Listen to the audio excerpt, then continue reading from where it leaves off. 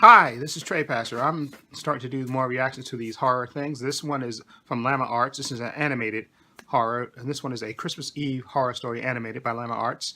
Okay, it's about 4 minutes and 24 seconds, so let me give you my reaction review to this. Okay, let me put my headphones in. Here we go right now. Go. No. Go.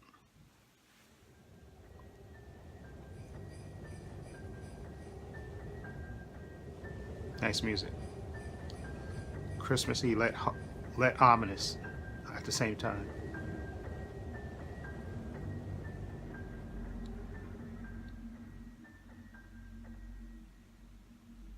Last year on Christmas Eve, I was working late. I'm 23. I work in New York City and commute home every day on the train. Since I'm one of the younger ones in the office, I got stuck with one of the worst shifts, so I wasn't able to get home until 5 o'clock. My family had already left a whole hour earlier to go to my cousin's house, so I had to drive alone.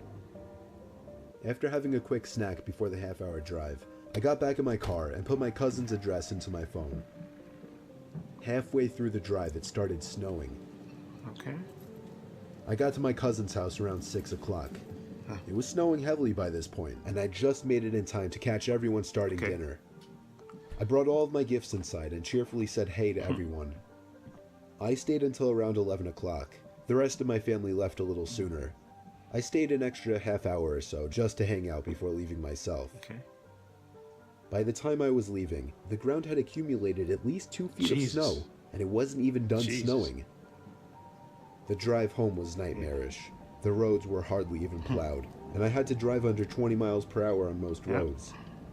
The roads were completely dead at this point though, most likely because everyone was smart enough to go home before the snow accumulated. Eventually I turned onto a main road that I'm sure would usually be bustling, but at 11:15 on Christmas Eve night, there wasn't a single car or a single light from a store. Gotta be careful. It was a ghost town. But then I did notice the flashing taillights of one car. It was parked on the side of the road, and the smoke seeping out from its exhaust with the taillights giving it a red tint. As I got closer, I realized there was somebody next to the car waving their hand in the air. I assumed something was wrong and they needed help. So, me being the good Samaritan I pulled up behind the car.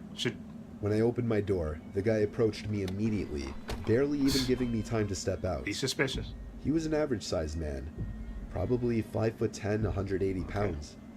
He spoke in a very demanding voice, asking me if I know anything about fixing an engine. I told him I didn't know much about cars. The guy responded very quickly to everything I said. He told me it's fine. He went inside of his car for a second, popped open his trunk, came back out, and told me to just wait by the trunk for a second. Get out of here. No, I'll call 911. I had no idea what he wanted me to do. I don't know how to fix cars. I was really confused. He walked over to the front of his car, and I heard him open the hood. I couldn't see anything he was doing since the trunk was blocking my view, and the loud wind of the snowstorm overpowered any small noises he might have been suspicious. making. I put my hand on the back of the car and leaned my body in anticipation, when suddenly I heard 3 or 4 quick and aggressive footsteps in the snow behind me before I was pushed into the trunk. The man tried to close the trunk on me, but I kicked my feet up in resistance and held it up. I was able to overpower him there and you took go. the trunk Beat open his ass. completely. Just jump on top of him and whip his ass. As I took advantage of the few seconds I had to get out of the trunk, I took out my keys. He tried to grab me now, and I dug my house key right into his neck. He fell to his knees, and his scream echoed down the deserted street. I was in my car and halfway down the road before he could even get up from his knees. That's what he gets. Call the cops. A little further down, I called 911 and reported the guy. I came back in 10 minutes to find blue and red lights illuminating the windows of the deserted stores. The police held him until the ambulance arrived for him. I watched the whole thing, and nothing ever felt better in my life. I got home safely half an hour later and told my family everything. I was still very shaken that Christmas, and this remains possibly the most horrific thing I've ever experienced. Shit, Jesus. You never know what he's going to do to you. Jesus. Oh, boy. Yeah, first of all, what you should have did was, you don't know how to fix a car anyway. You should have said, listen, just if you want to help out, pull over and just say, listen, I'm going to call 911 for you. Or call triple, call AAA and tell them that you're stuck on the road. But I don't know how to fix cars. Okay, I'm going home. Okay, good luck. Exactly. Don't stop on the road for some guy you never seen before. Okay, especially since you don't know how to fix cars. Okay, so listen, I don't know how to fix cars anyway. You know, I tell them, listen, I'll call 911 for you. Not 911. Call AAA for you. I'll call AAA telling you you're stuck on or call the cops and tell them you're stuck on the road. Okay, and they'll send out a tow truck for you, whatever. But that's it. Because unless he don't got a phone, which he probably did have a phone anyway. Again, he was just trying to get you. He's going to kidnap you and do whatever he wanted to do, murder you or whatever or rape you, whatever he's planning on doing. Okay, he just wanted to get you out of the car. Exactly. Especially since you don't know nothing about fixing cars. Exactly. And the snow is worse. So listen, I wouldn't even have stopped the car. I would have drove by real quick. I would have kept the engine running and said, listen, I don't know how to fix cars. Okay, I'll call 911 for you. Get the police send a tow truck for you, or just call AAA for you and tell them that you're stuck on the road, and they'll send somebody out, and that's it. And keep it moving. There's no reason to stop, especially since you don't know how to fix. You don't know how to fix cars. What's the point of stopping? Okay, and you don't know if he had somebody hidden in the car. He could have had somebody even hiding inside the car that you don't know about. And waiting to jump out at you, right? And then jump you and take your car and speed off.